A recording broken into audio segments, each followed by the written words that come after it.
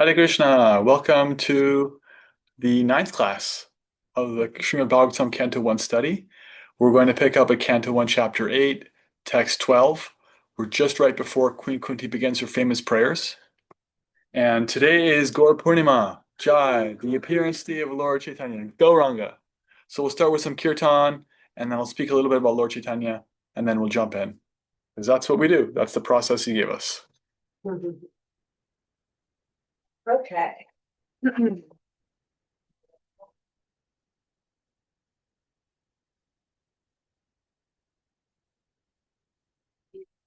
Yeah. So coming into your comfortable seat, let's take a clearing breath together. Inhale, sit the breath in through your nose.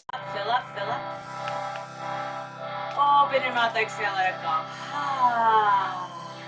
Begin with these opening prayers in honoring of our teachers. Gratitude for all of the mercy that's been bestowed upon us, the light of knowledge. We honor all the devotees gathered here. We honor the Panchatattva Mahaprabhu and his four associates, and the holy names of the Mahamantra. Together, breath in. Om Jnanatimurandasya Jnananjana Shalakaya Chakshurumilitam Yena Tasmai Shri Gurave Namah Panchakopatarubhyascha Kripa Sindhubheva Cha Patitanam Pavanebhyo Vaishnavebhyo Namo Namah Jaya Shri Krishna Chaitanya Prabhu Nityananda Shri Advaita Gadadhara Srivasade Gaura Bhakta Vrinda Hare Krishna Krishna Krishna Hare Hare Hare Rama Rama Rama Hare Hare Hare Krishna Krishna Krishna Hare Hare Hare Rama Rama Rama Hare Hare Bolo Hare Krishna, Hare Hare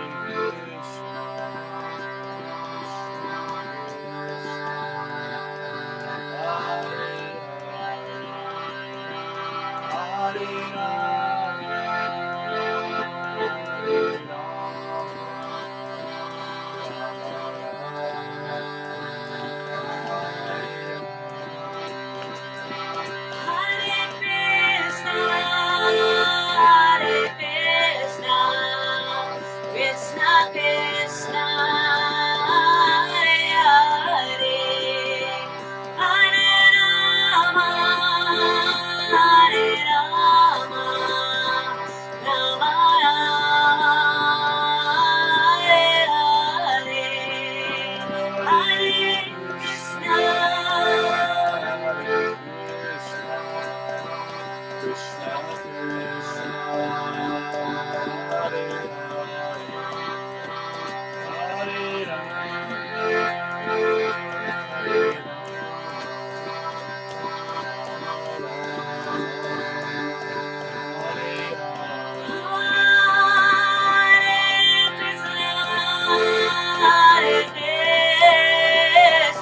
Krishna Krishna, Hare Hare, Hare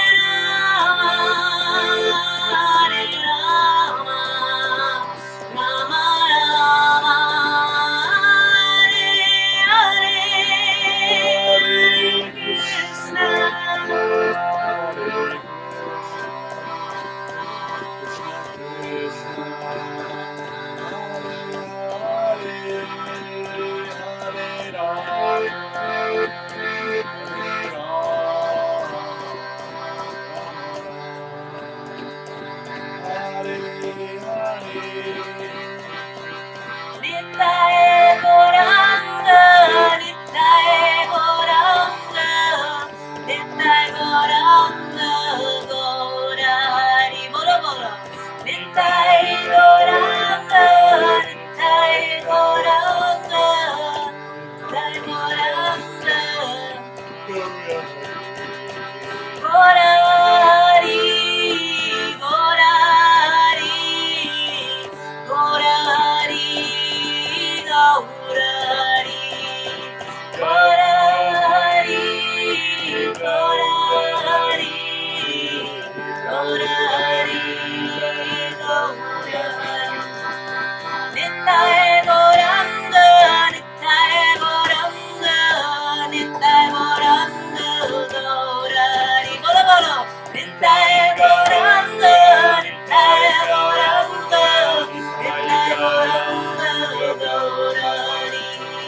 Gaurari, Gaurari, Gaurari, Gaurari Bolo Bolo. Gaurari, Gaurari.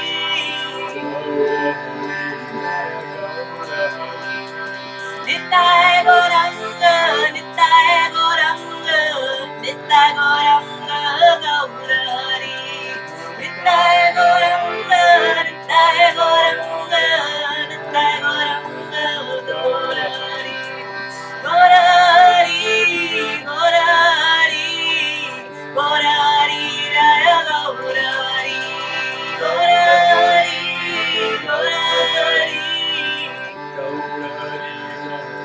Nittai Gaurari Bo, Hari Bo, Hari Bo, Nittai Gaurari Bo, Nittai Gaurari Bo, Hari Bo, Hari Bo, Nittai Gaurari Bo, Hari Bo, Hari Bo, Nittai Gaurari Bo, Hari Bo, Hari Bo. Nittai Gaurari Bo, Hari Bo, Hari Bo, Nittai Gaurari Bo. All your heart calling him. Hari Bo, Hari Bo, Nittai Gaurari Bo. Shri Shri Lord Chaitanya Mahaprabhu ki, Shri Shri Gaura Nittai ki, Harnam Sankirtan ki, Gaura Purnima ki, Brahma Bhakti Asanga and beyond ki. Hari Hari Bo.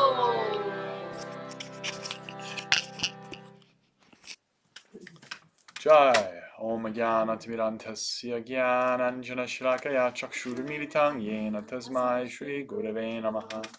Vanchakalpatarubhyashcha Kripa Sindhubhyeva cha Patitanam Pavanebhyo Vaishnavebhyo Namo Namaha. Jaya Shri Krishna Chaitanya Prabhu Nityananda Shri Advaita Gadadhara Shri Vasari Gaura Bhaktivinoda.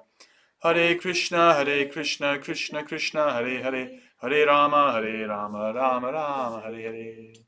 Hare Krishna. Welcome again back to the Srimad Bhagavatam. And we're going to, as we've done on Fridays recently, we explored Queen Kunti's prayers. Now we're going to go through them systematically, not just one verse at a time. We're going to go through them, the whole chapter, really. This beautiful, famous chapter.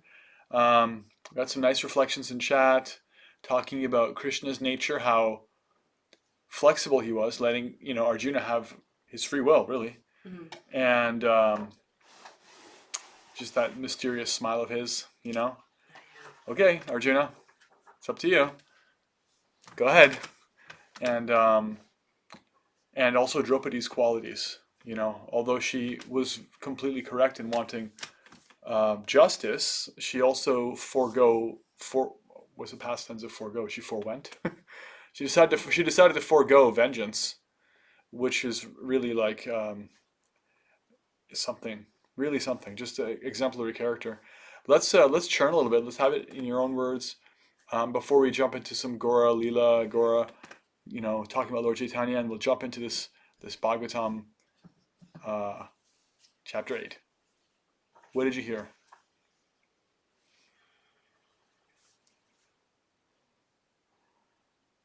I love Mary's reflection around what stood out to her around the connection or the to Star Wars.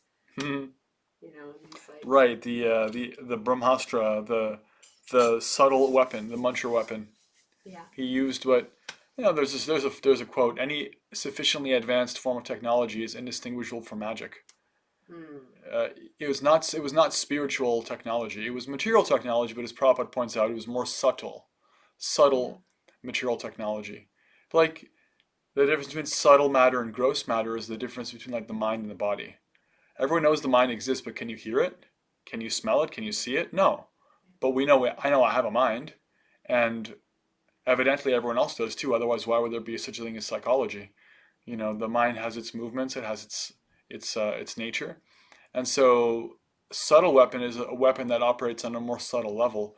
So he had some mental power that he released was essentially a spell, a wizard spell, Jedi trick, Star Wars yeah. trick.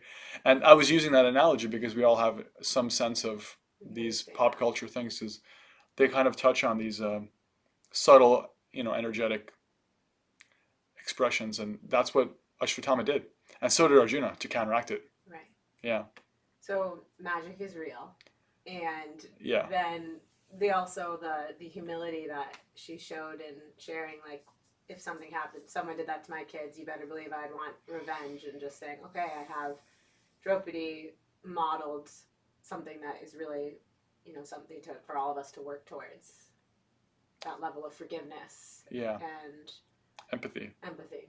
Yeah, which also I think applies to just the state of the world now, and having empathy for all the atrocities that are happening on both sides and all sides and to all Yeah, people.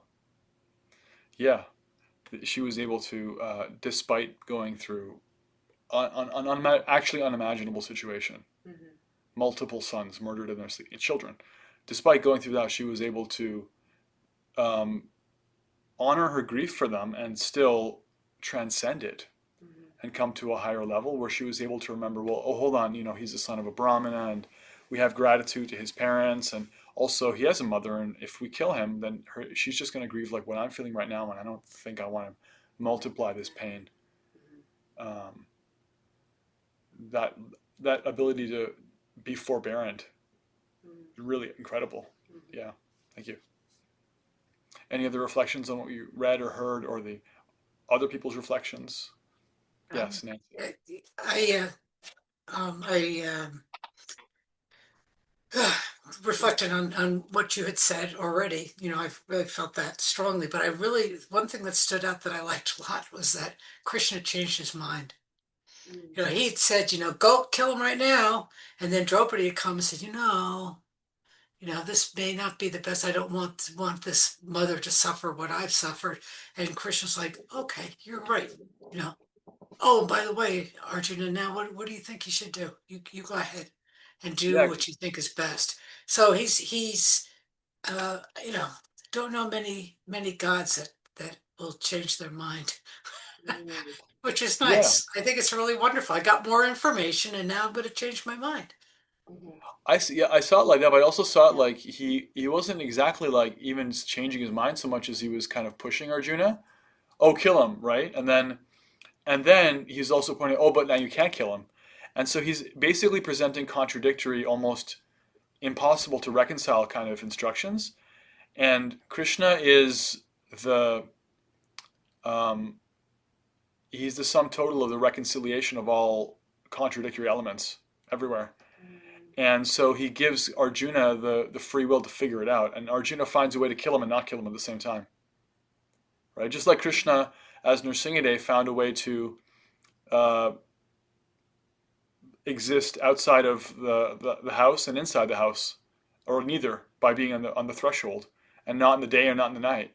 So he's just this ability to reconcile all the opposing elements so that everyone's satisfied. Oh, he's dead. He's also not dead. Mm-hmm. So, but yeah, like we gotta think like Krishna understood that that was possible from the beginning, but it only dawns on us like via Arjuna's realization, by Arjuna like having to sit there and we can only imagine go into some kind of samadhi in his heart. And, okay, what do I do here? Like, how do I, and get empowered and come to like a higher state of consciousness where he's like, okay, we'll kill him and not kill him at the same time. And so like it was just instructive to me. Like what you're saying is true, that Krishna kind of, how did I put it at the beginning? He was flexible, and he also empowers his devotees to become really expert and to be able to do more than one thing at a time, to contradict themselves, apparently. Yeah. The Upanishads say he walks, but he's not walk. He's very near, but he's very far away, etc. Krishna is completely contradictory. Yeah. Great. Any more reflections? I just thought it was really interesting that you know the whole battle where Arjuna had his crisis, um, and between duty and sentiment, and Mm, and so it was like he got his graduate degree with Krishna at during that battle, and then Krishna pushed him one more time to get his doctorate. You know what I mean? Like this was like, okay, now here's another challenge for you. Yes, you've got duty, yes, you've got sentiment, and you have a choice. So, I just thought it was really interesting. So how can you kill him without actually killing him? So you kill his ego. You take him down in right. a way that's a fate worse than death to somebody that's living that materially. I just thought that was Yeah, interesting. very instructive. Very instructive how Arjuna's lessons don't just end with the Bhagavad Gita. Such a famous series of instructions, and Arjuna continues to receive them. And I am happy to inform you that he's going to receive more instructions in this canto. Chapter 15, I think, if I'm not mistaken. We're a little bit away from that, but we're going to get there. And he's going to actually have to remember what he learned in the Bhagavad Gita in probably what was his most difficult challenge ever, even more difficult than what he faced in Kurukshetra. So stay tuned. Yeah. Yeah, all right. Let's talk a little bit about Lord Chaitanya. If you remember, Srila Prabhupada, he begins this Srimad Bhagavatam canto with an introduction that's like 40 pages long. And he could do anything he wants with those 40 pages. With the Bhagavad Gita, he also gives a 40-page introduction. He almost exactly summarizes all the topics of the Bhagavad Gita, you know, the living entity, the Lord, time, karma, material energy, and he summarizes it and he gives like a rundown of the whole philosophy. Beautiful stuff. But what does he do with the introduction to the Srimad Bhagavatam?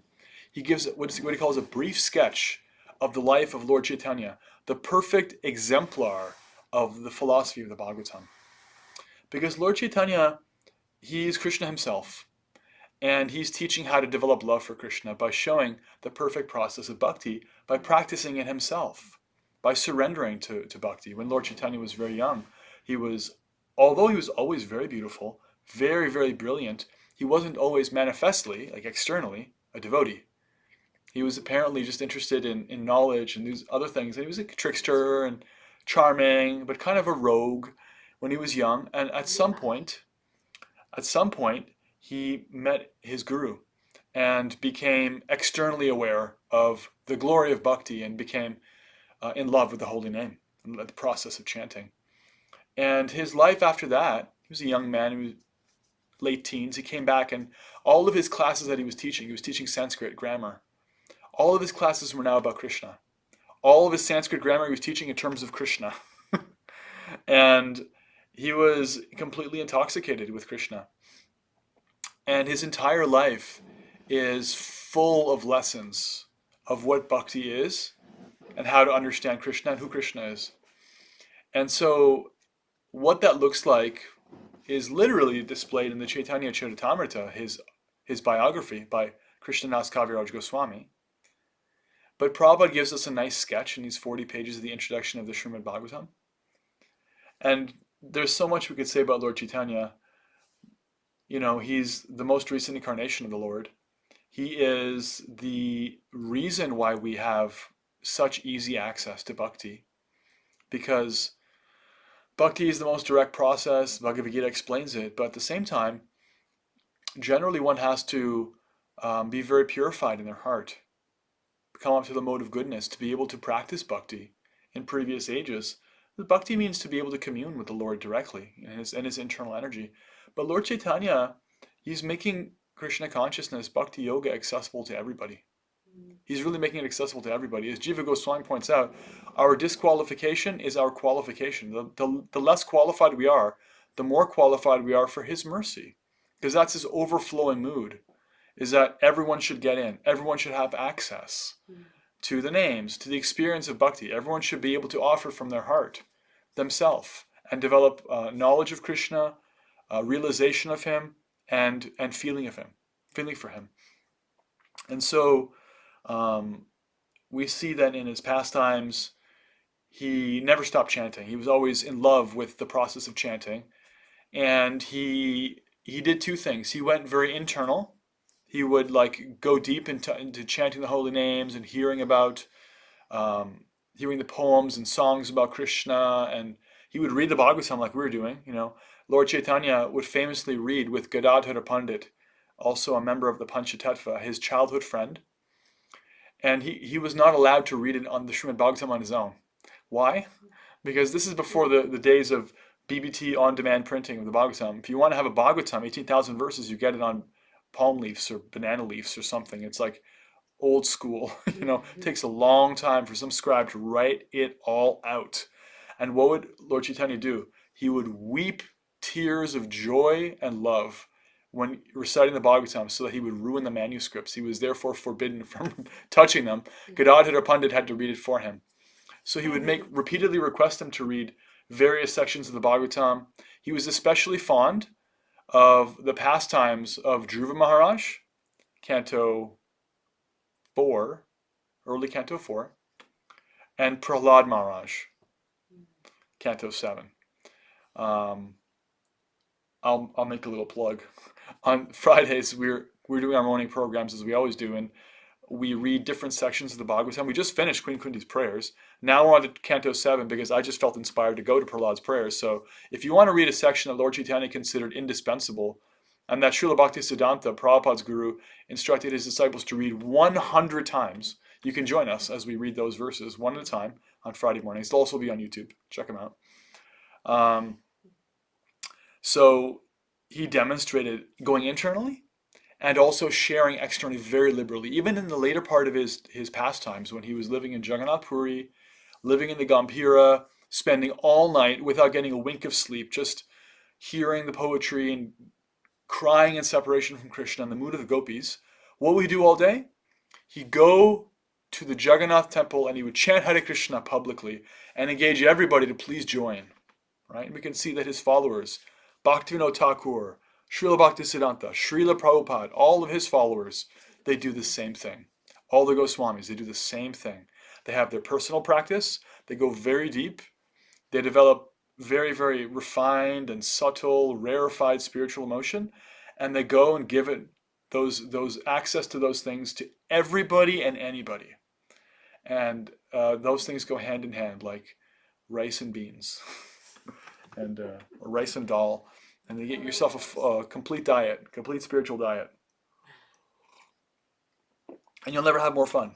You'll never have more fun getting together like we do on Tuesdays and going in, and then also going and sharing bhakti with others. There's no more fun you can have on the planet than that. So Lord Chaitanya showed that, and we're beyond grateful, and so we're going to try to follow in the footsteps that he's, with his big lotus feet, led the way by continuing the Bhagavatam. Okay? Hare Krishna. Gauranga. Gauranga. Om Namo Bhagavate Vasudevaya. Om Namo Bhagavate Vasudevaya. Om Namo Bhagavate Vasudevaya. Om Namo Bhagavate Vasudevaya. Om Namo Bhagavate Vasudevaya. Om Namo Bhagavate Vasudevaya. Continuing the Bhagavatam, Canto 1, Chapter 8, Text 12. So Krishna has been prayed to by Uttara, who is she's going to be the mother of Parikshit, and so she's like she was married to the son of Arjuna, if I'm not mistaken. And in her womb, she's carrying Parikshit, and he's the last of the Pandavas. And Ashwatthama has released a weapon that is heat-seeking. It's got a specific guidance system in it. It's going after the Pandavas. It's going after every member of the family. And so there's a specific threat that's been offered up to her unborn child, and she's praying for him. She's saying, even if I have to die, just protect him, please. So verse 12, seeing the glaring Brahmastra proceeding towards them, the Pandavas took up their 5 respective weapons. The Almighty Personality of Godhead, Sri Krishna, having observed that a great danger was befalling his unalloyed devotees, who are fully surrendered souls, at once took up his Sudarshana disc to protect them. The Lord of supreme mysticism, Sri Krishna, resides within everyone's heart as the Paramatma. As such, just to protect the progeny of the Kuru dynasty, he covered the embryo of Uttara by his personal energy. So he's intervening.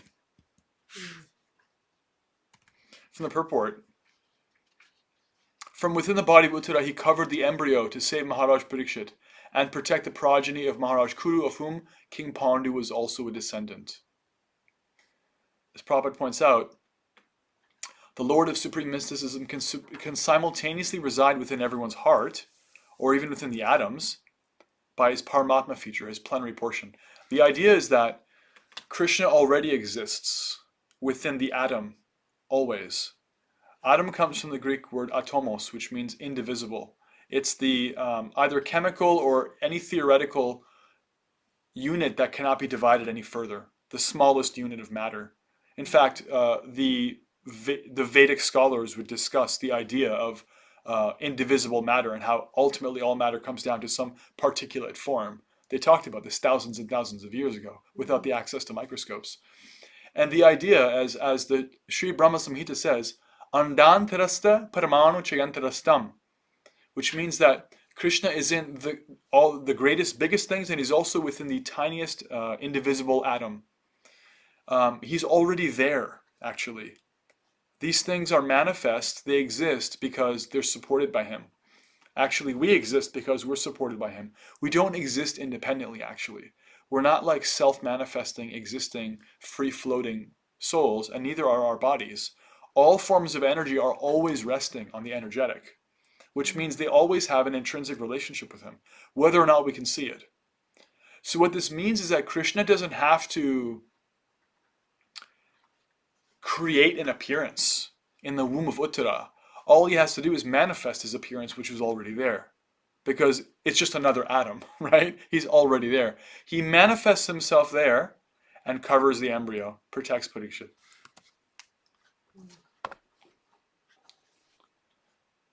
Although the supreme Brahmastra weapon released by Ashwatthama was irresistible and without check or counteraction, it was neutralized and foiled when confronted by the strength of the Lord, Vishnu, Krishna.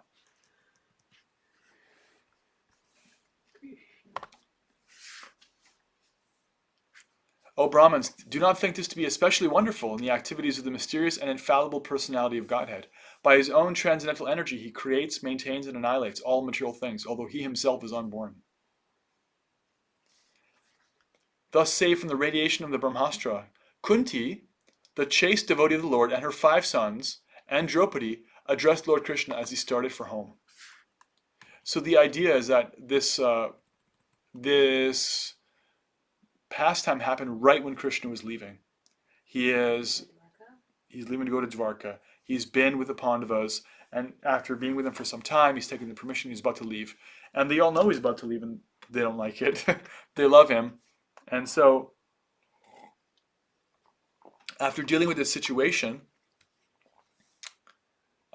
he's about to leave. And so Kunti offers a series of beautiful prayers, starting from verse 18.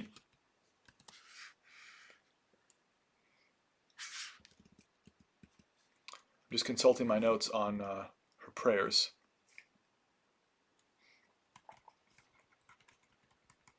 So she starts by offering obeisances to him. She says, I offer my obeisances to you because you're the original personality and are unaffected by the qualities of the material world. You are existing both within and without everything, and yet you are invisible to all. Like I said a second ago, he's existing within Uttara's womb. He's existing outside. Andantara paramanu chayantarastam, inside and outside of everything. As the Upanishad said, I also mentioned this earlier, he is very near, but he's also very far away. Such a contradiction is resolved when we consider that he is actually within our own self. He's sustaining our own self. And he's the most distant at the same time, outside. Both are true simultaneously. And so she's perfectly aware of this, and so she's offering these prayers. Being beyond the range of limited sense perception, you are the eternally irreproachable factor covered by the curtain of deluding energy. You are invisible to the foolish observer, exactly as an actor dressed as a player is not recognized. Right? One can't, if an actor does a really good job, one doesn't even know, oh wow, that was so-and-so, That was Gary Oldman. He just melted into his role. Like, it's the nature of he's an actor, famous for character roles, secondary roles, but he kind of melts into whatever character he does, and no one's like able to recognize him. Krishna is that to the perfect degree. She's saying, you're covered by the curtain of Maya, so you're invisible like an actor.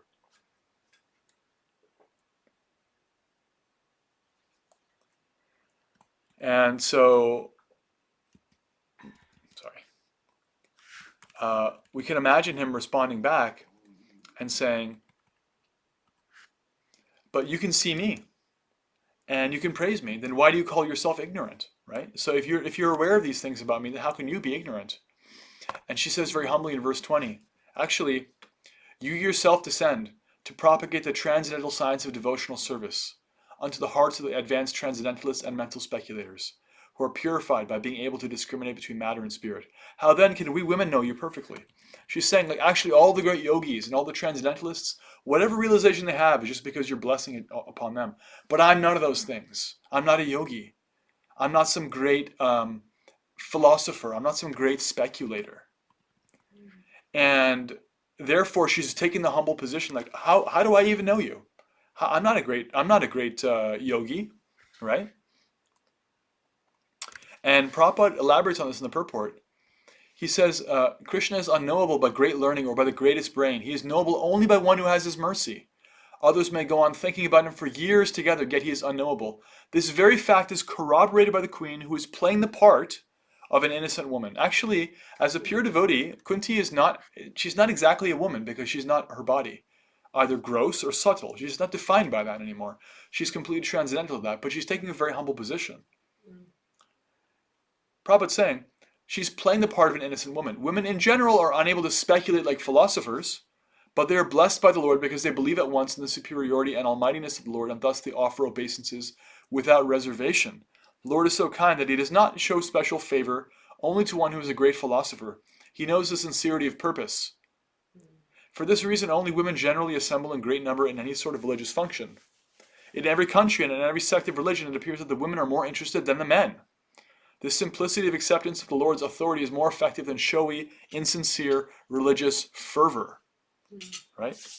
So, anytime we may hear some statement about how, like, women are generally less inclined to abstract contemplation than men, I mean, I think there are still, despite equal access to the game, there's still more chess grandmasters who are men than women.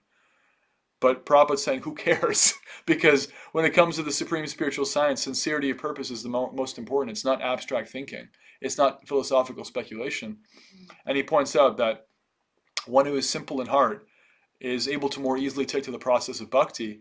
So Kunti's apparent humility here is like, it's actually like covering up the fact that she's actually possessing great Vaishnava qualities. She's very surrendered, right? That's her qualification for understanding Krishna. She presented as being disqualified. Oh, I'm not a great yogi. What do I know about philosophy? I don't live on a mountaintop alone performing austerities. I'm just a wife and a mother. And Prabhupada's pointing out, that actually sincerity of purpose is the most valuable thing, and it's irreplaceable. Sincerity in general is the most valuable thing. And her prayers continue. So then she starts talking about his nature. Let me therefore offer my respectful obeisances unto the Lord, who has become the son of Vasudeva, the pleasure of Devaki, the boy of Nanda, and the other cowherd men of Vrindavan, and the enlivener of the cows and the senses. Govindaya namo namaha. This is a famous verse. Krishnaya Vasudevaya, Devaki Nandanaya cha, Nanda Gopakumaraya, Govindaya namo namaha. And she offers prayers to him in a bodily way. She's glorifying his body. Namav Pankajanabhaya, Namav Pankajamali, Namav Pankajanetraya, Namaste Pankajankre. Pankaja means lotus. It's one of the names for lotus. Pankaja literally means that which is born from the mud. Because lotus flowers they take their root in the mud and then they kind of rise up beyond. And she's saying, my obeisance to you, whose abdomen is marked with a depression like a lotus flower, who are always decorated with garlands of lotus flowers, whose glance is as cool as the lotus, and whose feet are engraved with lotuses. This point of engraving, the Lord's hands and feet actually have specific marks on them. They're not like, if you get like a palmistry reading or whatever, you have like these lines, there's your lifeline, and there's your other line, and like, oh, you have your love line. And actually, someone read my palms when I was younger. I was like 15 years old or 20 years old or something. And he claimed to be very good at it. He read my mother's, my father's, my sister's, and he read mine, and he said, actually, your whatever line in your left hand and right hand are very different. So when you reach like 30 years of age, you will completely change your profession and work in a completely different field. And I forgot about that until I became a monk. And I was like, oh yeah, that did happen. I did opt out of the mature world and become like a spiritualist. So, but he doesn't have these little lines on his hands in the same way. Maybe, or if he does, he has these other marks. Like he has like a lotus flower, and he has like a elephant goad and like a crown, and there's a whole series on his lotus feet too. Radharani too, also Lord Chaitanya, Lord Nityananda. This is one of the ways in which Krishna can't be faked. You can't like, oh hey everybody, look at me, I'm God. It doesn't work. If you actually know some Shastra, these things are all defined very clearly. So she knows that his body is so beautiful that even his footsteps, it was described that walking in the sands of Vrindavan, his footsteps would leave marks, and everyone could know where he walked because they could see, oh, there are his footprints with the marks, the specific marks of his lotus feet. Like when Akrura arrives in Vrindavan, he sees the footsteps, the footprints of Krishna, and he goes into ecstasy because he knows that's Krishna.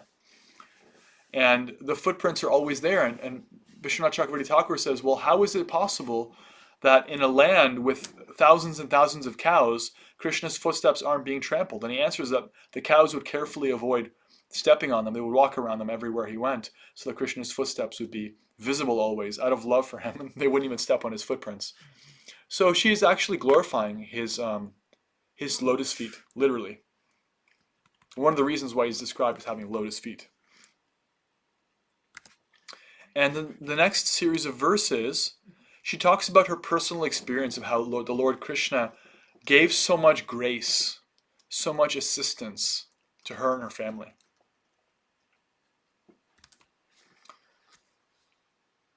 She says, you've released your mother Devaki, who was long imprisoned and distressed by envious King Kamsa, and you released me and my children from a series of constant dangers.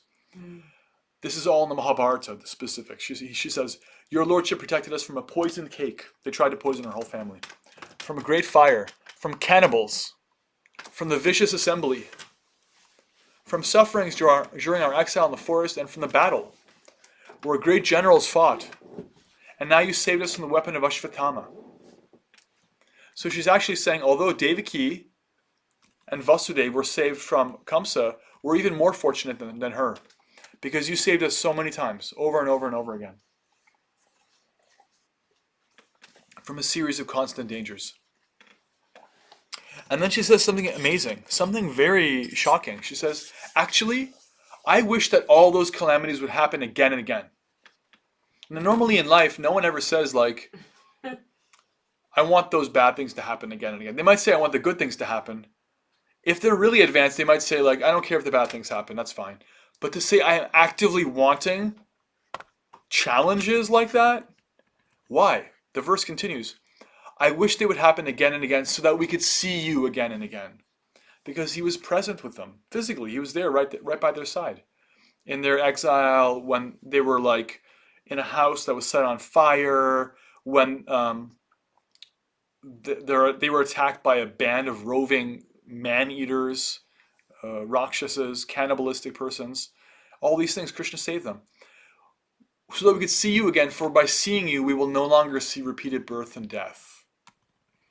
She's saying, actually, when I look back on my life, all the times that you were with me, they were the best times. No matter what I was going through, no matter how many challenges were there, just the times that you were with me were the best. Now that you're leaving, I would rather have those times come back again. Because that's when I felt completely free, completely liberated, completely safe, beyond birth and death. And I would rather have all those challenges than have you, leave and go to Dvarka. So Prabhupada points out some points in the purport. He says, the material world is certified by the Lord as a dangerous place full of calamities.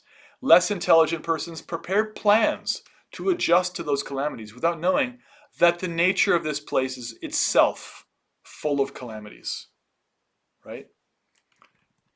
Those of us who are old enough to remember television before cable, there was like this statement like, do not adjust your television set. This is like, we're having like a regularly scheduled test of, don't adjust your television set. This is just the way the world is. It's not just you. You can't actually fix it. This is the world is always going to have some trouble, in other words. You can adjust it. You can have a better world or a worse world, but you can't have a world with no trouble in it. As long as you're living in a material body, you're going to have to go through death. There's going to be some trouble some way or another. Prabhupada's pointing out, that's the nature of the place. They have no information of the abode of the Lord, which is full of bliss and without trace of calamity. The duty of the sane person, therefore, is to be undisturbed by worldly calamities, which are sure to happen in all circumstances.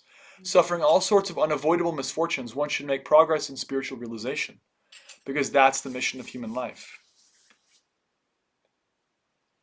What's the mission of human life? If someone is lucky enough to get in contact with the Lord by devotional service, it is all gain. Contact with the Lord by any one of the 9 devotional services is always a forward step on the path going back to Godhead. So Yeah. one should make progress in spiritual realization. That's the mission of human life. Right. He's pointing that out because she's not actually concerning herself with the troubles. I want less troubles. I want more comfort. None of that. She's just saying, I actually just want to know you and see you more and more and more and have you with us. And it's a very high prayer because we may not feel that. We may feel like, I really want to see you, Lord. And could you please like lower the temperature on this, this pot that I'm burning in here?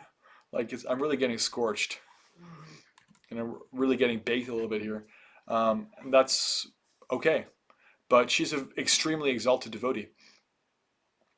And so she's talking about how by having you, I'm completely actually, everything I want is there. And in the next couple of verses, she talks about the qualification one can have to approach him. So in 26, famous verse, she says, you are the property of the materially impoverished. You have nothing to do with the actions and reactions of the material modes of nature. You are self-satisfied and therefore you're the most gentle and master of the monists. The materially impoverished, one who considers that they don't own anything. Whether or not they actually have any material wealth or resources of any kind, one who considers that it doesn't actually belong to them. In other words, they no longer have any personal attachment to it, like this is mine, We can see that, as Prabhupada puts it, even a pauper is proud of their penny. Even somebody who's poor, they can find the tiniest thing to be proud of and hold on to it. But no matter how much one has or doesn't have, if one understands it's coming from the Lord and is no longer attached to it as my personal property, that is their qualification for approaching Krishna more and more. So says Queen Kunti.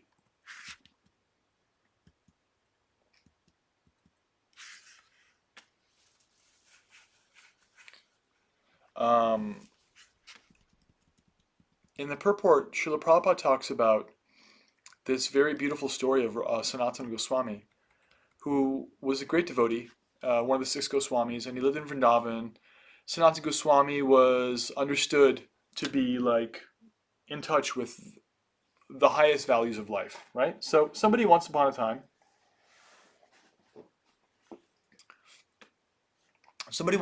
was advised to go to Sanatana Goswami and take shelter of him and to ask him for the greatest benediction because they wanted to be blessed in life. And they knew whoever this person is, I've heard about him, he has the greatest benediction. So they went to him and said, I want the greatest wealth. Please give it to me. And Sanatana Goswami had this chintamani, a very particular kind of touchstone. Touchstone means that it could turn anything to like gold, right? And it had this alchemical property where it could manifest gold. But he was keeping it like in a pile of garbage. Like he didn't really take care of it. It was just like sitting around. And he said, "Oh, here it is. Here, take this. You might like this, right? This is for you." And went back to his practice. And the person took it and went with it. And then he turned around and he thought to himself, "Wait a minute. If this is the most valuable thing, why did he treat it so insignificantly? Why did he just give it away? Why was he storing it like that? Why was it irrelevant to him? I don't think this is actually it." And he went back to him. And he went to Sanatana Goswami and said, "I don't think you've given me the greatest thing. I think you've given me something else. I want the greatest thing. I understand this can create unlimited amounts of wealth, but what is it that you actually have that is so much more valuable than this that you don't value what you just gave me?" And Sanatana Goswami said, "Are you sure you want that?" And the person said, "Yes." And so Sanatana Goswami said, "Okay, so go throw that in the Yamuna River. When you throw that in the Yamuna River and give it up, then come back to me." And he came back, he threw it away and came back to him, and he was instructed in bhakti. And he took that up. And Prabhupada talks about this in the purport, that Sanatana Goswami, although he temporarily was in possession of such a thing, didn't consider it his property. Now, notably, Sanatana Goswami was not really operating in the world. One may have to have a more responsible position with wealth.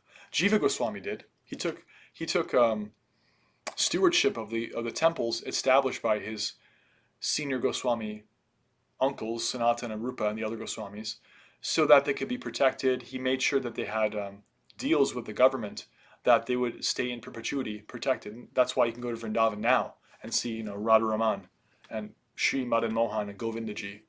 Well, he's in Jaipur, and the point is, like, Jiva Goswami was very responsible to protect all these things. But the point is, internally, whether one is like a renounced sannyasi or living off the land like Sanatana Goswami, just taking whatever comes as a beggar, or one is working and has a house and has a bank account with many zeros in front of the one, whatever the position, if one understands that it's all just Krishna's energy and deals with it that way, then that is their qualification for approaching Krishna. And if one doesn't, that's their disqualification. Because, as Prabhupada points out, this specific example is given for the neophyte devotees just to convince them that material hankerings and spiritual advancement go ill together. Unless one is able to see everything as spiritual in relation with the Supreme Lord, one must always distinguish between spirit and matter. If you can truly see material opulence as just another asset of Krishna's, then he can trust you with unlimited amounts of it, because you won't become corrupted by it. Until then, you have to be very careful to go out of your way not to become intoxicated by such things. Beauty, sex, wealth, possessions, whatever, like that. Until you're completely able to see them as connected to the Lord, which they are. So she's praying like this. Verse 27, my obeisances unto you who are the property of the materially impoverished. I just said that. 28, my Lord, I consider your Lordship to be eternal time, the supreme controller without beginning and end, the all-pervasive one. In distributing your mercy, you are equal to everyone. The dissensions between living beings are due to social intercourse. So Krishna is neutral. He doesn't play favorites. He's giving all access to him to everybody. And everybody chooses their position. You have no specific object of favor, nor do you have any object of envy. People only imagine that you are partial.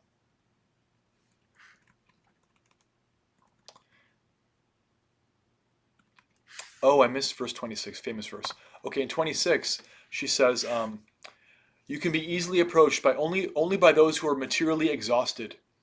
One who is on the path of material progress, trying to improve themselves with respectable parentage, great opulence, high education, and bodily beauty cannot approach you with sincere feeling.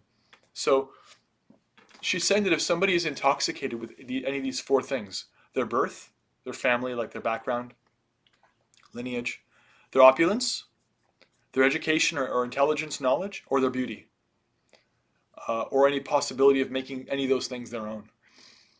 If anybody is mudda, intoxicated, like maddened, intoxicated with any of these things, they cannot call out to him with sincerity. And because they can't call out to him with sincerity, their ability to attract him is weakened, right? Prabhupada talks about this beautifully in the purport. It is said in the Shastras that by once uttering the holy name of the Lord, the sinner gets rid of a quantity of sins that they are unable to commit. Such is the power of uttering the holy name of the Lord. There is not the least exaggeration in this statement. Actually, the Lord's holy name has such powerful potency. But there is a quality to such utterances also. It depends on the quality of feeling. A helpless person can feelingly utter the holy name of the Lord, whereas a person who utters the same holy name in great material satisfaction cannot be so sincere. A materially puffed up person may utter the holy name of the Lord occasionally, but they are incapable of uttering the name in quality. So these four things, high parentage, good wealth, high education, and attractive beauty, can be disqualifications for spiritual advancement because they're the classic stumbling blocks that people can get attached to. And so we have to watch out for that. Because you can have some amount of it anyway, one way or another.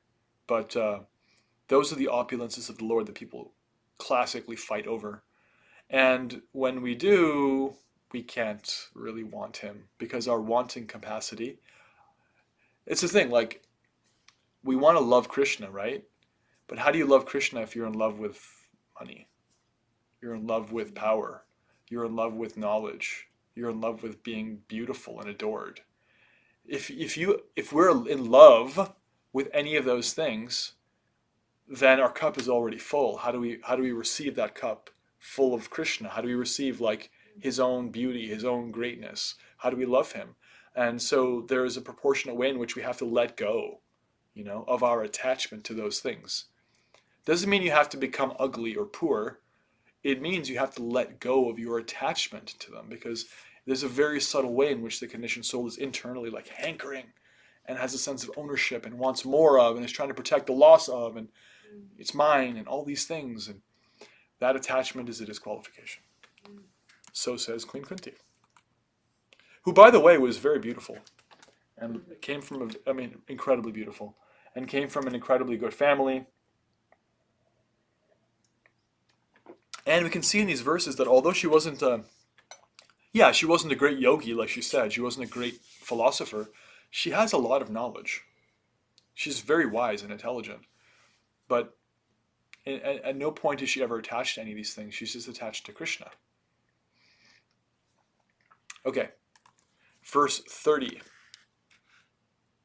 She's talking now about the inconceivable nature of Krishna's birth and activities. The contradictory nature. It is bewildering, O soul of the universe, that you work although you're inactive, and that you take birth, although you are the vital force and the unborn. You yourself descend amongst animals, men, sages, and aquatics. Verily, this is bewildering. More contradiction. My dear Krishna, Yashoda took up a rope to bind you when you committed an offense. This is the Damodar Lila. We all know this pastime, right? He's being such a naughty little boy, so she ties him up with a rope when you committed an offense, and your perturbed eyes overflooded with tears which washed the mascara from your eyes. And you were afraid, although fear personified is afraid of you. This sight is bewildering to me. So she's sitting there thinking about how he's the source of everything, and fear personified is afraid of him because he is actually the Alpha and the Omega, as they put it, right? The beginning and the end. And yet here he is, the same supreme independent Lord, as a baby, is being dominated by his mother because he's been a bad little boy.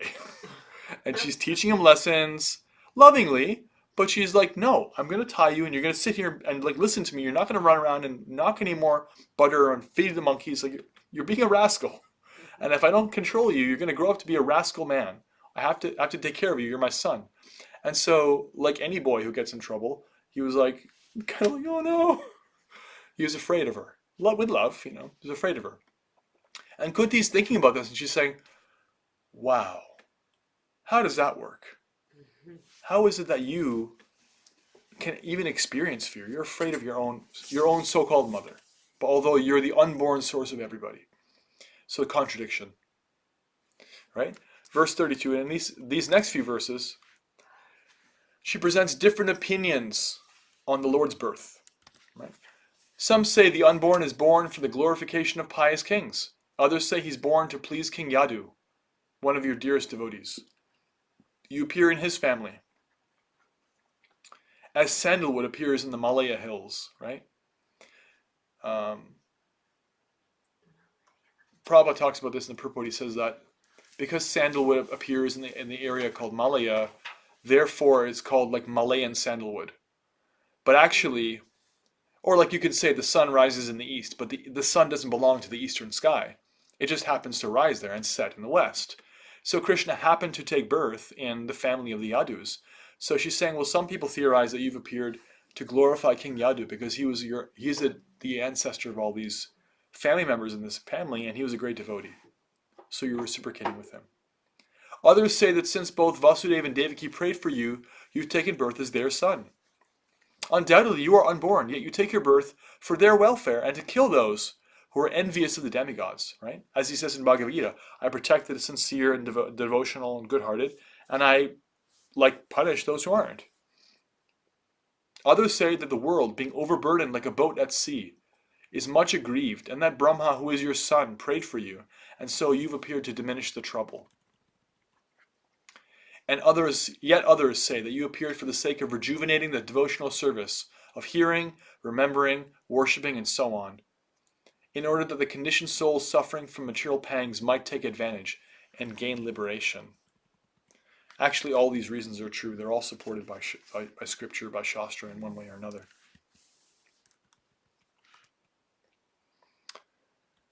And so, having established that he appears to rejuvenate the bhakti process, she says, Krishna, those who continuously hear, chant, and repeat your transcendental activities or take pleasure in others as doing so, certainly see your lotus feet, which alone can stop the repetition of birth and death. She says, yes, this is the qualification for seeing you, is bhakti.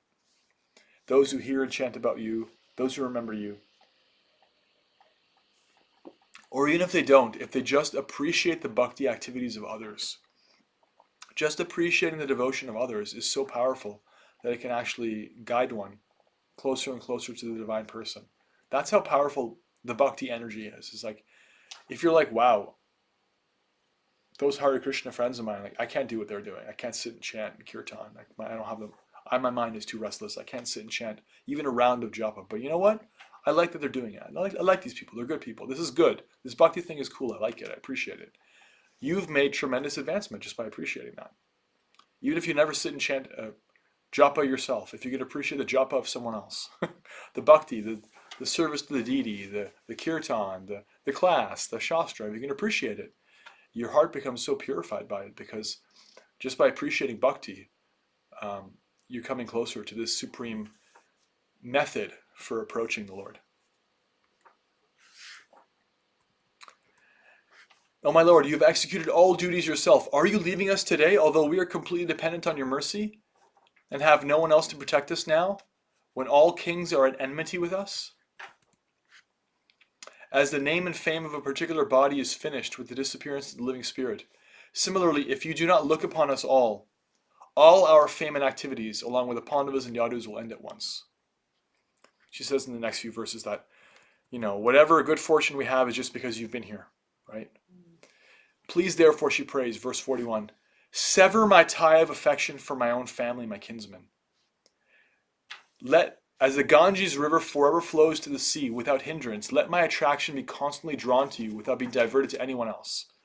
Johnny Harrison sings about this in her album. Is it called like what's it called? The forest? Like rivers? No, what before that? Oh, flow. Yeah, the Like rivers to the ocean or something. My heart flows like a river. It's Yeah. called Like a River. Yeah.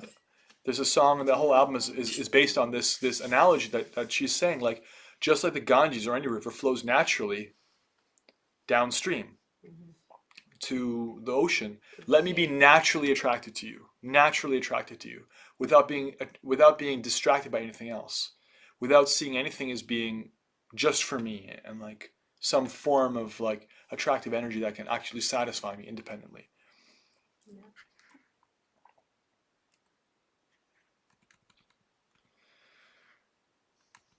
The Lord, thus hearing the prayers of Kunti Devi composed in choice words for his glorification, mildly smiled. That smile was as enchanting as his mystic power. So he's about to leave, but then King Yudhishthira comes and stops him. Okay? So King Yudhishthira is the older brother of Arjuna, the eldest brother of the Pandavas. He is going to be installed as the king after the Battle of Kurukshetra because the good guys won. You know, Arjuna fought, and Bhima, and Nakul and Sahadev, and so did Yudhishthira, but Yudhishthira is the eldest. And he was always the wisest. He's a partial incarnation of Yamaraj because he's his son. Yamaraj, Lord of Superintendent of Death. He's always very, very like aware of right and wrong.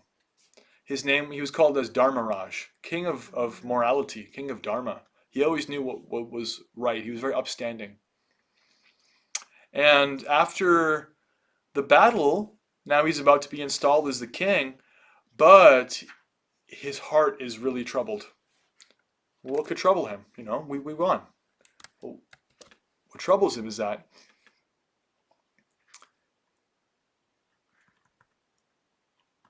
verse 46, King Yudhishthira, who was much aggrieved, could not be convinced, despite instructions by great sages headed by Vyasadeva and the Lord Krishna himself, the performer of superhuman feats, and despite all historical evidence. King Yudhishthira, the son of Dharma, overwhelmed by the death of his friends, was aggrieved just like a common materialistic person. O sages, thus deluded by affection, he began to speak. O my lot, I am the most sinful man. Just see my heart, which is full of ignorance. This body, which is ultimately meant for others, has killed many, many phalanxes of men.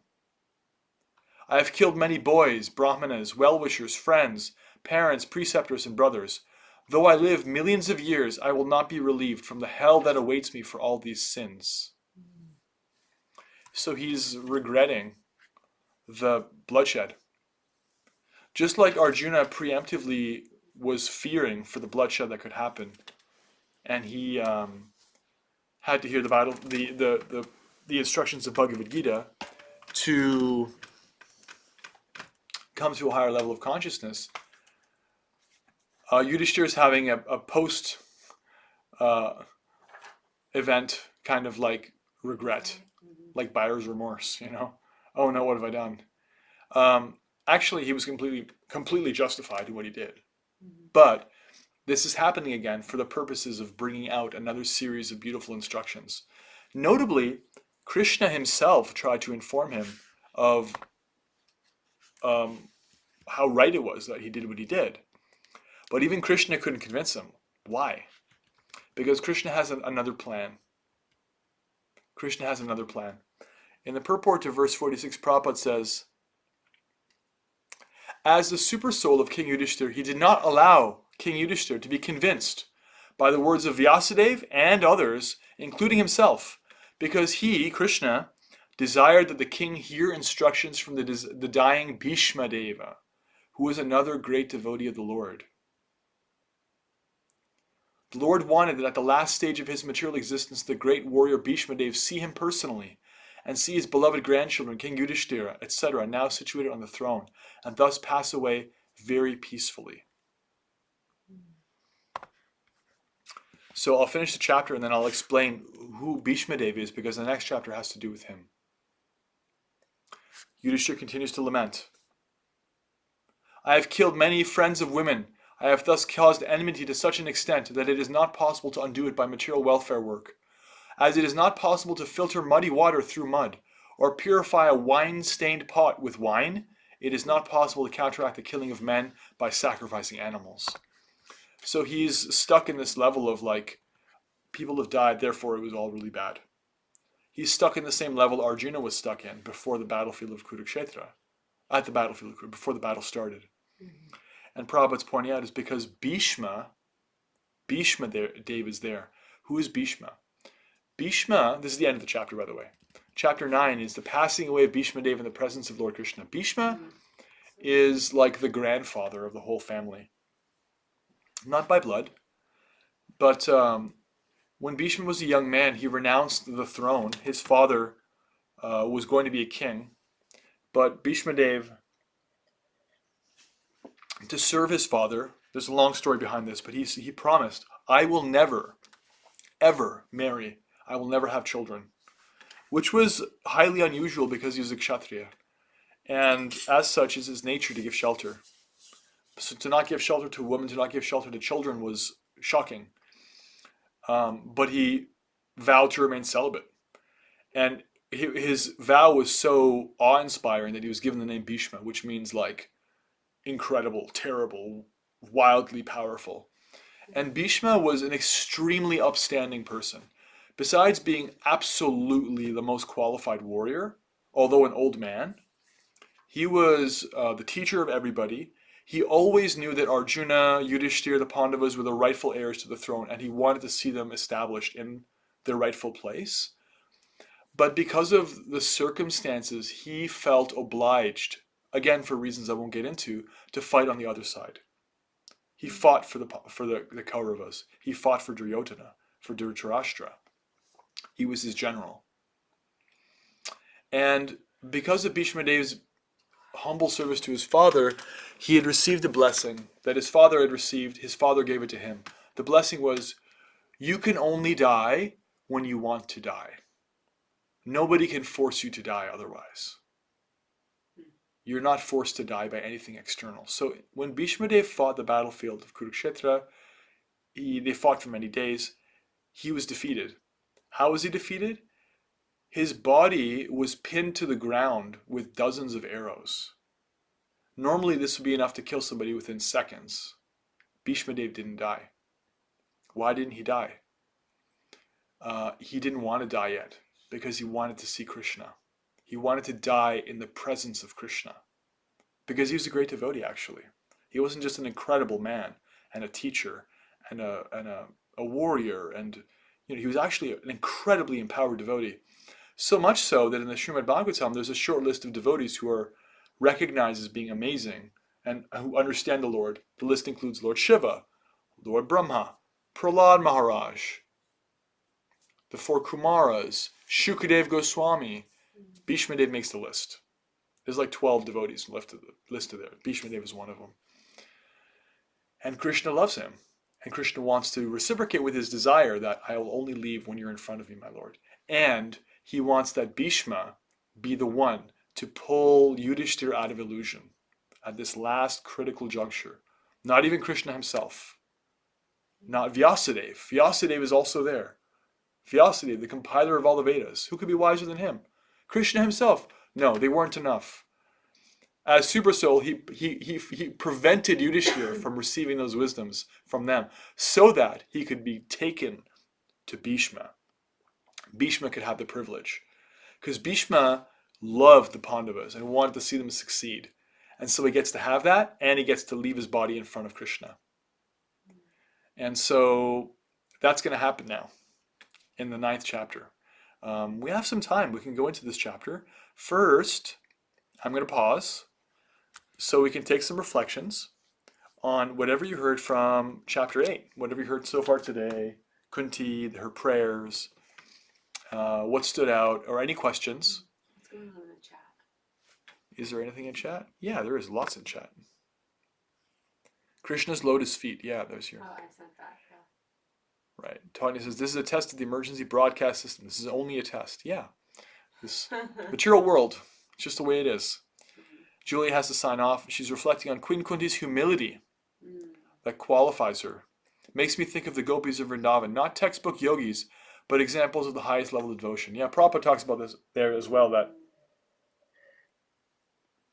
the nature of the devotion that the gopis have and that Kunti has is that it's the most powerful thing, and it's capable of conquering Krishna much more than anything else that anybody could offer. Because in the social structure that Kunti is coming from, that the gopis are coming from, they did not have a very high position. Actually, Kunti kind of did because she's a queen. She's a kshatriya, but she's still a woman, which means that like although women are very much respected, she's saying like, well, I'm not a great warrior. I'm not a great yogi. I'm not a mystic. I'm not a philosopher. That was never my nature. Mhm. And Prabhupada's pointing out that's generally not a woman's nature.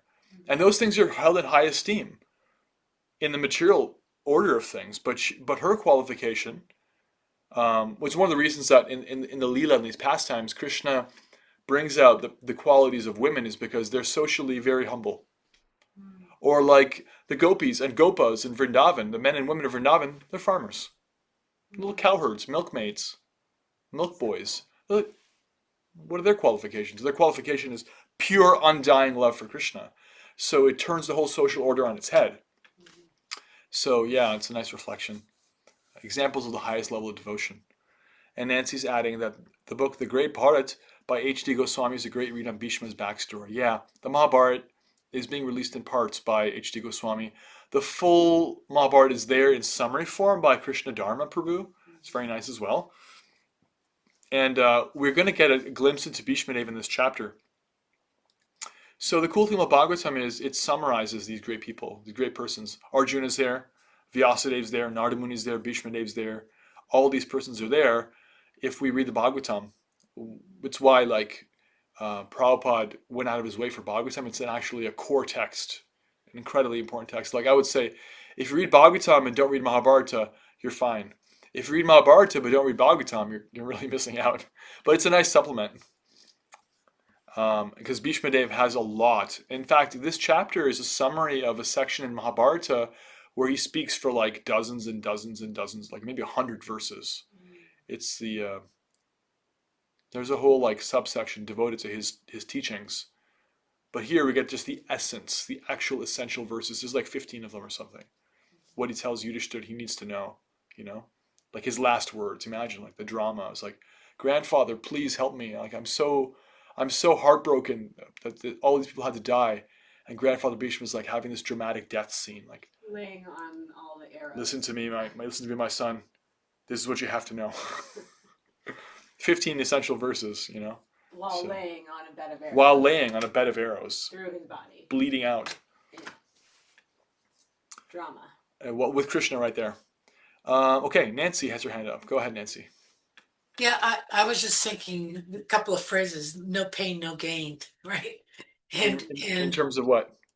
well, in terms of, that if I'm stuck in the material world, the illusion, if I don't get slapped down, sometimes I'm not seeking Krishna. I'm not Nice. reaching out for help because I got this. I'm fine. I can handle anything you want, and all of a sudden, it's God help me, and you start reaching for Krishna, and it's basically not basically, but that's the feeling I get from Queen Kunti's prayers is that I realize that having these calamities, that's when I have come to you, that's when I have become devoted to you, and therefore I would have these calamities once again just so that I can continue to have that deeper attraction and deeper devotion.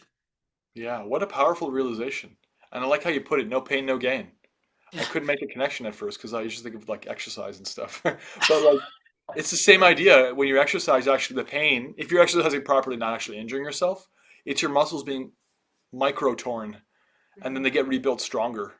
You actually don't get strong muscles unless you micro tear them in a controlled way. And then they come back bigger. In fact, sometimes when you break a bone, it comes back rebuilt stronger by the body. So she's saying like, yeah, what you're reflecting is that like all those times when I look back on my life when I was at the most in the most dire and desperate situations, that's when I really, really got you. That's when I really got your blessings, the supreme gain. Um, it's a very wise reflection. It's a very like, it's like, so there's something that happens when you like hang out with somebody who's got some life experience. They can just tell you like, "Yep, when I was your age, you know," and you're like, "Yeah, I want to know because what's the deal? How does this whole thing make sense?" Like she's just got such perspective after going through so many things.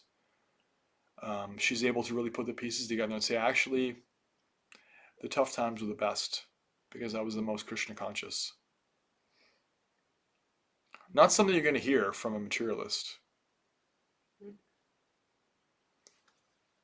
Thank you. More reflections, questions, and comments? Anything you heard or read so far? Shakti. Go ahead, Shakti. Um, I wanted to share it just off of what you had just said.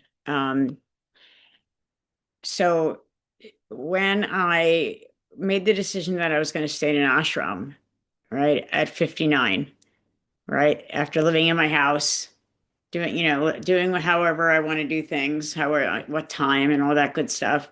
I'm living in an ashram, and I was getting up 2:30 every morning. Uh, Wow. That's well, early even for ashram life. Yeah, well, that was by choice, because there I want to. I'm thinking about being a pujari, and there was a pujari there who had a helper and who I knew from my course, and so he said, "Meet me at 3:30, and we can learn together. Like I know it, but I'll teach. I'll show you, and then I'll teach you." I Wow. was like, "Done." So I was getting up and. Um, every day, every morning, I'd be with the pujari. I couldn't go on the altar, but I did everything but go on Yeah, the altar. So sure. watch All him get the plates preparation. ready. Yeah, I mean, stuff that would make tears come out of my eyes without me knowing it. Like just uh connection. And this pujari, I mean, if you watch, you could it was palpable how he did his service. Anyway, the point is that um you were talking about how being in a situation, so being in ashram life, it's almost like all of these different, and New Vrindavan is considered a dham. Yeah. Even though it's here, it's considered a dham. And when you stay in a dham, and this is me repeating, so it's not like I'm telling you, telling you what I've been told. Apparently, when you stay at the dham, Krishna's going to shake you up and just be ready. And I didn't, no one told me that before I left. So I wasn't really sure what was happening. I just knew I felt like I was going like, really shaken up. And I mean that in glorious ways, but just so many lessons coming at me, right? Um, and so many different types of people and trying to understand, and some Indian people that were from small towns, and I'm from New York and I'm a little bit louder and intimidating and apparently so it really was probably one of the best experiences in my life.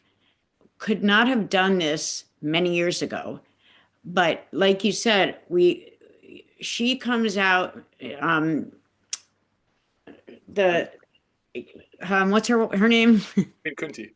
Queen Kunti comes out and speaks so eloquently, unlike me, but I'm thinking of this, it makes me think of the experience. And when I was leaving, I cried like half the car ride because already my heart was missing that connection every morning, getting up, going to the pujari, then going right in.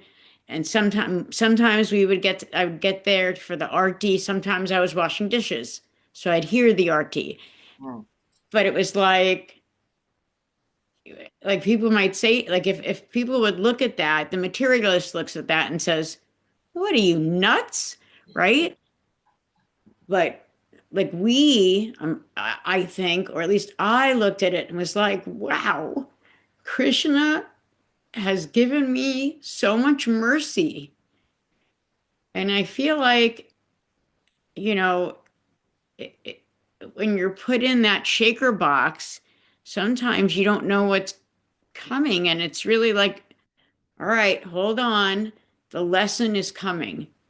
And I'm sort of like, I don't know, I'm just so grateful that I don't know if it had, you just said, you were saying Queen Kunti, and then you were talking about just different situations. And I guess it just brought that up for me that being with all of these people and then just literally like, hey, Shakti, and a list of things to do. And it wasn't like yeah, I could go, I can't do this stuff. But it was service all the time whenever they wanted it, whenever they needed it. And so it was so interesting. I recommend it to anybody if you have the ability to do so.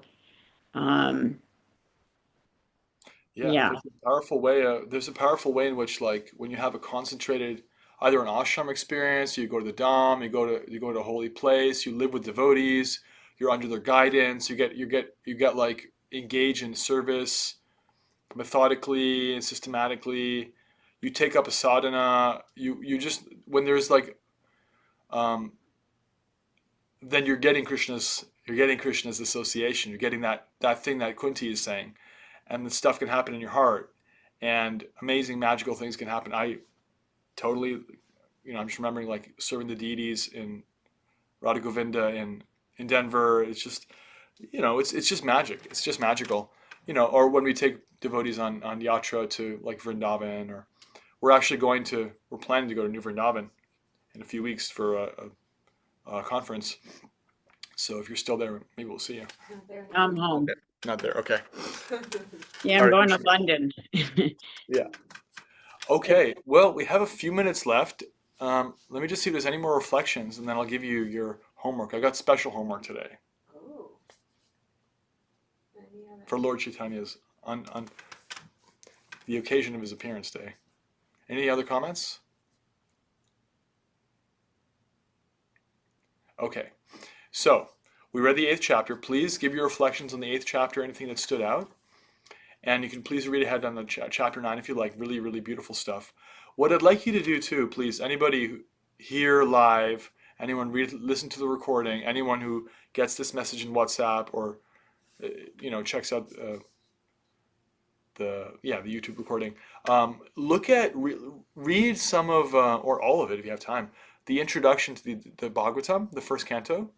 It's about Lord Chaitanya's life. I would like you to look at that, and first of all, because it's just great, because Lord Chaitanya's life is magical. It's just so sweet and beautiful. But what I'd like you to do is extract something from his lila. Extract something that he did or said, some lesson you're taking from his life, what he showed, that you can reflect that, oh, this is something I learned in reading the Bhagavatam, or from Shamya, or from someone else in the group, or in the WhatsApp, or in the Bhagavad Gita. Like, this is a bhakti principle. Like, what did Lord Chaitanya do? How did he act? What did he say? Find something, because that introduction is just like a summary of his life. Find something from his life that you're like, you can pull out and say, oh yes, this is a bhakti principle I found somewhere else, and share it for us like a jewel. Pull it out of the ocean like a pearl. And Shakti's asking, what chapter is chapter 8? We read chapter 8.